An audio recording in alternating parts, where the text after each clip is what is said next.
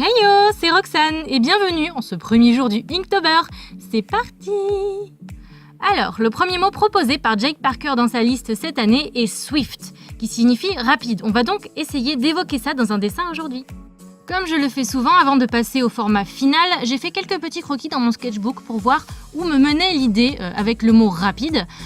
Et j'ai commencé par me dire que j'allais faire quelqu'un qui court, un personnage qui court et essayer d'évoquer par je ne sais quelle mise en page la rapidité, mais finalement j'ai pas trouvé ça, j'ai pas trouvé quelque chose qui me plaisait, donc je suis partie sur un chat, un petit chat, parce que je trouve la posture d'un félin qui court très gracieuse, très élégante, et pour moi le fait qu'il soit élancé comme ça, ça traduit vraiment bien le concept de vitesse, de rapidité.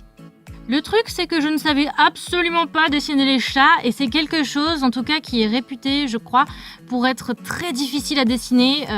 Après, tous les animaux ont leur complexité en termes de gesture, en toutes ces choses-là. Mais le chat, c'était quelque chose que j'avais déjà essayé de dessiner sans succès. Donc là, je m'y suis attelée. J'ai regardé des choses sur Pinterest, comme je vous l'avais dit dans la vidéo « Comment trouver l'inspiration ». Et j'ai trouvé plein de gesture drawings. Je ne sais pas comment on dit en français. Mais des dessins de position de chat qui traduisent les mouvements, enfin voilà, c'est quelque chose comme ça. Et du coup, j'en ai vu avec plein de styles différents, des chats un petit peu plus gros, des chats un petit peu plus fins. Et le but là-dedans, ça a été de comprendre comment fonctionnaient les articulations du chat, comment il se déplaçait dans l'espace, comment il bougeait.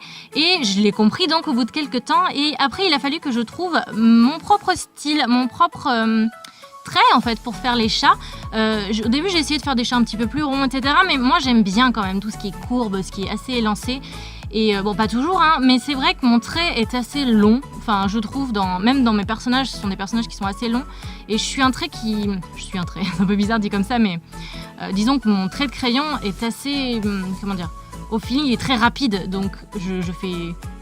Ça peut être symbolisé par un bruit genre...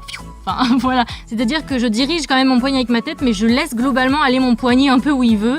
Et je laisse aller quoi. Je laisse aller le truc comme je le sens en fait. Je saurais pas vraiment vous expliquer comment mon trait fonctionne. Enfin, je pense que vous voyez ce que je veux dire, chacun son trait de crayon et moi je l'ai senti comme ça. Donc je trouve que le design de ce chat correspond plutôt pas mal à mon style personnel tout simplement. Au départ, j'avais fait mes traits de construction pour ces chats un petit peu trop grands, donc ça c'était pas bien cadré. Ensuite, je l'ai réduit, mais il était un petit peu trop haut sur la feuille, donc j'ai un peu recadré et j'ai coupé mon format. Mais du coup, voilà, je trouve que ça rend plutôt pas mal. Et puis ça accentue le côté allongé, le fait que la feuille soit coupée comme ça et un petit peu plus longue que le format d'origine. Je trouve ça pas mal. Après, je suis passée au line au micron, matériel que vous pouvez retrouver dans ma vidéo de présentation du Inktober 2017. Je vous mets le lien en haut à droite dans le petit i. Je suis souvent plus satisfaite de mes croquis que du résultat, dans le sens où, quoique pas forcément, en fait, c'est pas ça, c'est juste que des fois je suis plutôt contente d'un croquis, du coup j'ai toujours peur de passer au line en me disant oh là là, imagine, tu fais un trait de travers, tu gâches tout. Bon, souvent ça se passe bien, mais c'est vrai que j'ai souvent cette petite appréhension avant de passer au line.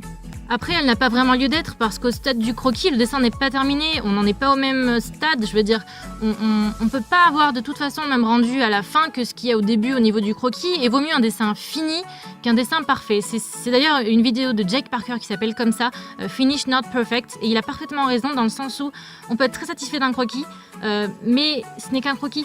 Et dans le sens où c'est très bien, c'est super génial d'avoir un joli croquis, mais le dessin n'est pas abouti, on n'a pas utilisé le même matériel, on n'en est pas, comme je l'ai dit, on n'en est pas au même stade.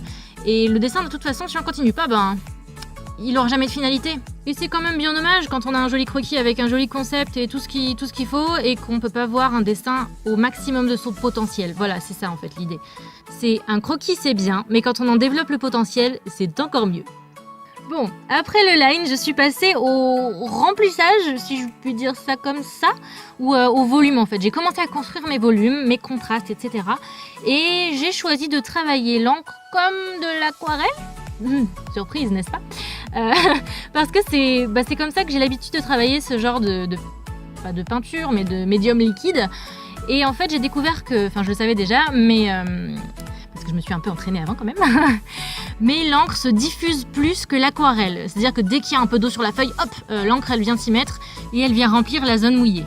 Cette petite différence, ça fait que parfois j'ai débordé un peu, c'est-à-dire qu'il y a un peu d'encre qui est partie, un tout petit peu, dans la forme du petit chat. Mais bon, ça se corrige, ça, il suffit de diluer l'encre en trop avec de l'eau et puis d'éponger.